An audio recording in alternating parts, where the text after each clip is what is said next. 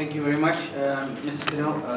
Just a quick wrap up that it's very interesting. We decided on this topic a few months ago, and of course the recent developments in our region have contributed to the fact that this has become a very interesting topic.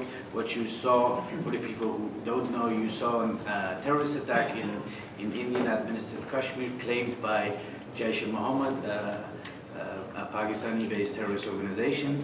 And you saw a shift in paradigm because India decided to enter Pakistan and bomb the infrastructure of this terrorist organization, which resulted in a response from Pakistan. So, you know, although the Pakistani government do say that they didn't hit anything, but it's a very interesting debate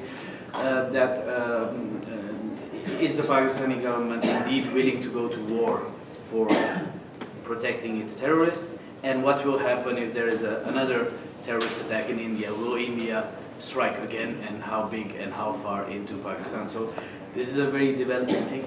We have 5 minutes, so I would like to open the floor. If you could raise your hand if you have a question and introduce yourself and tell us to whom you have a question. Gentlemen. My name is Lakul Lohana from World City Congress. My question to Mr. Tim Foxley, that in the emerging policy priorities of USA in Afghanistan, what would be the shift of USA policy towards Pakistan? Thank you.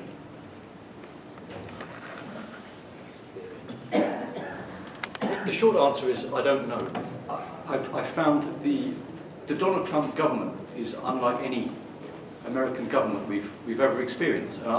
You know, I've worked with Americans, alongside Americans in Bosnia and Afghanistan, in a whole range of issues, and I find myself baffled as I try and understand what they're doing, what they want. And I think most of the American foreign policy decisions are driven by Donald Trump's problems at home, back in America. And we saw this demonstration in December when he suddenly decides, I'm going to pull out the troops of Syria, I'm going to pull out the troops of Afghanistan, and then he says, well, maybe I'll pull out half. And all his advisors rush in and try and kind of sanitize what he said and try and interpret. So I don't know. And also, I've seen the American relationship with Pakistan over the 20 years I've been studying go up and down like that. So it's an unhelpful answer. Maybe Dorothy's got a better answer. But I don't know how this will play out. Dorothy, would you like to add something? No, actually, I can only join him in his remarks. We really don't know. We're having an unprecedented situation with the Trump administration, so there's really not much I can add to that. So probably it's correct to say we don't know because Trump doesn't know.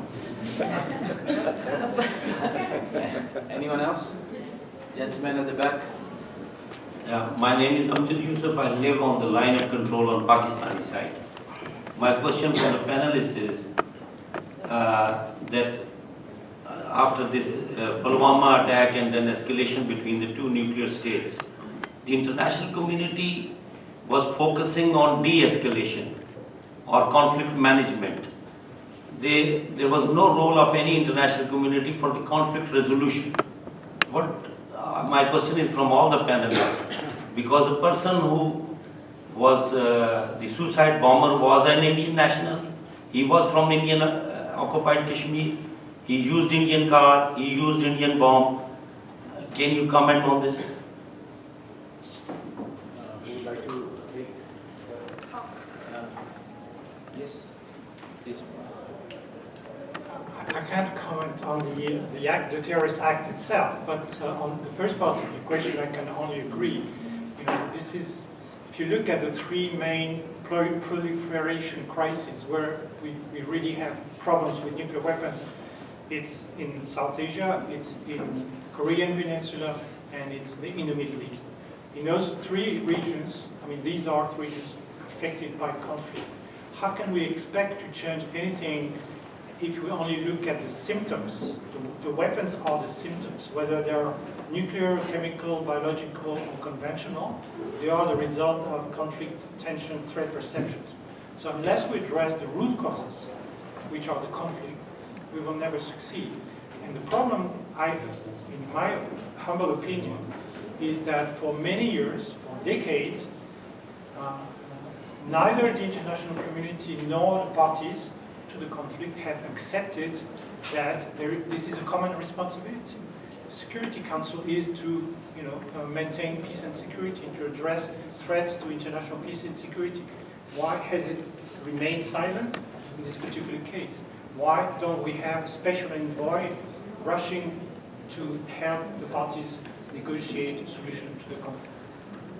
I would like to add to that. I think it's also the reason that the people of Jammu and Kashmir have definitely genuine political grievances, but by introducing these dozens of insurgent terrorist organizations, I think those genuine political grievances have been overshadowed, especially after 9/11, by this phenomena of terrorism. I think we Kashmiris on both sides, you on the other side, and many people here, including myself, on the other side, I think we could have achieved much more and gotten these special envoys or the world listen to us if we were not blowing people up, if we were pursuing this in a political, peaceful manner, which has not been the case since the last 30 years.